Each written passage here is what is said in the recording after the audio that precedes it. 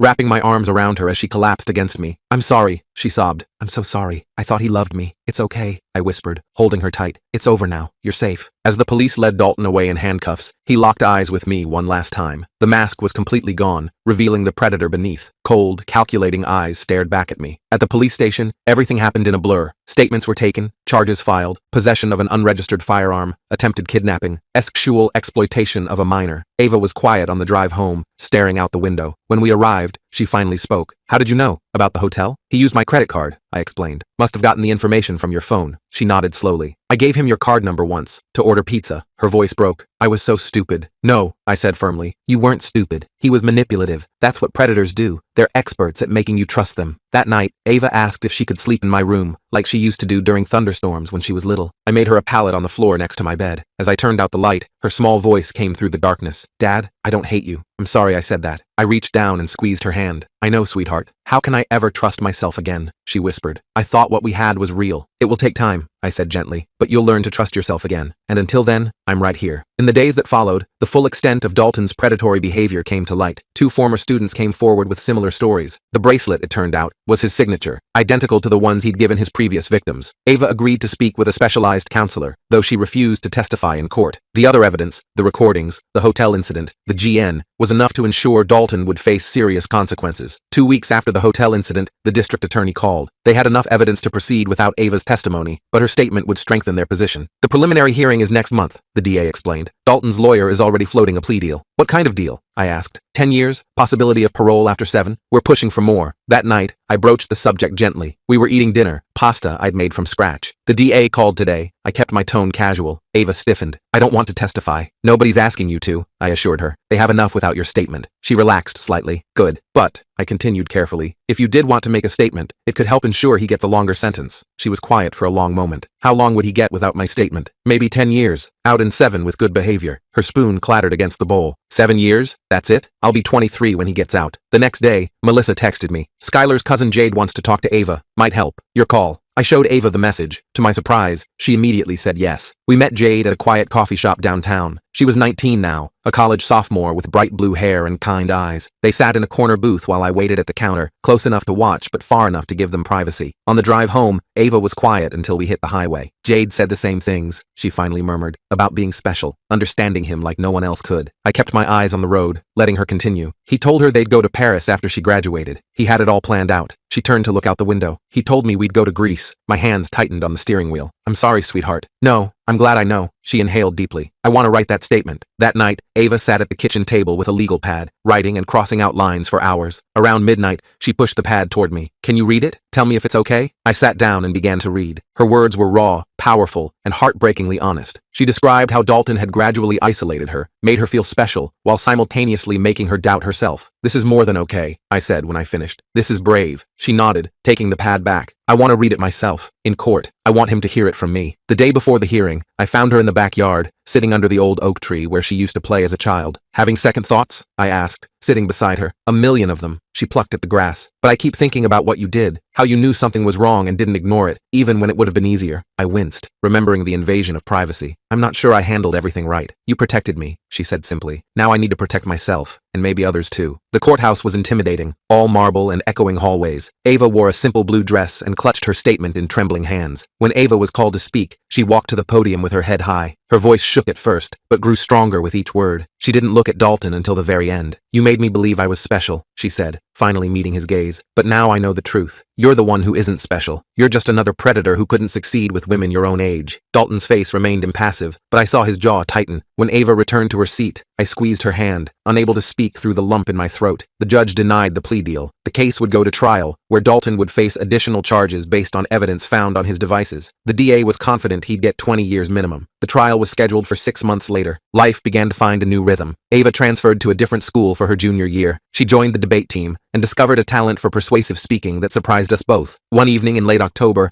I came home to find her researching colleges. Thinking ahead? I asked, setting down groceries. Berkeley has a good psychology program, she said casually. I froze, remembering Dalton's words on the recording about Berkeley being close enough for them to see each other. She caught my expression and shook her head. Not because of him, because I want to help people who've been through what I went through. Relief washed over me. You'd be amazing at that. I've been thinking, she continued, about starting a support group at school for people dealing with complicated relationships. That sounds like a great idea. I began unpacking groceries. She nodded, then hesitated. Dad, can I ask you something weird? Of course. How did you know? Really? You said you paid attention, but it was more than that, wasn't it? I inhaled deeply. Your photos were synced to the family iPad. Her eyes widened. You saw everything? Not everything. Just enough to know something was wrong. I expected accusations of invading her privacy. Instead, she was quiet for a long moment. Thank you for not telling me that before, she finally said. I wouldn't have understood. And now? I asked cautiously. Now I know what was at stake. She closed her laptop. I'm not mad. I'm grateful. The trial began in March. 3 weeks in, the DA called with news. Dalton had changed his plea to guilty on all counts. 25 years, she told us. No possibility of parole for at least 20. Ava was silent when I told her, then nodded once. Good. That night, I found her in the backyard again, looking up at the stars. I sat beside her without speaking. I keep thinking about who I might have become, she said softly. If this had gone on longer, if you hadn't figured it out, you would have figured it out eventually, I assured her. You're too smart not to have. Maybe. She hugged her knees to her chest. But how much damage would have been done by then? I had no answer for that. We sat in silence for several minutes. I'm going to be okay, she said, more to herself than to me. Not today or tomorrow, but eventually. I know you will. She leaned her head against my shoulder, something she hadn't done since before all this began. I'm thinking about starting a blog, anonymous of course, about recognizing the warning signs. I think that's a great idea. I'd need your help with some of it. The warning signs you noticed that I missed. Whatever you need, I promised. I'm here for all of it. We sat in comfortable silence, watching the stars. The road ahead would still have difficult days, but Ava was finding her way back, not to who she was before, but to someone stronger, wiser, and still fundamentally herself. A month later, she showed me the first draft of her blog post. It began, I was 16 when I thought I fell in love with a predator. This is how my father saved me, and how I learned to save myself. I read it with tears in my eyes, amazed by her courage and clarity. When I finished, she was watching me anxiously. Is it okay? Should I change anything? It's perfect, I told her. Just like you. She rolled her eyes, but smiled, a real smile that reached her eyes. Nobody's perfect, Dad. True, I agreed, but you're pretty close. Sometimes love isn't enough to keep our children safe, but love combined with vigilance, courage, and the willingness to act, even when it's difficult, just might be.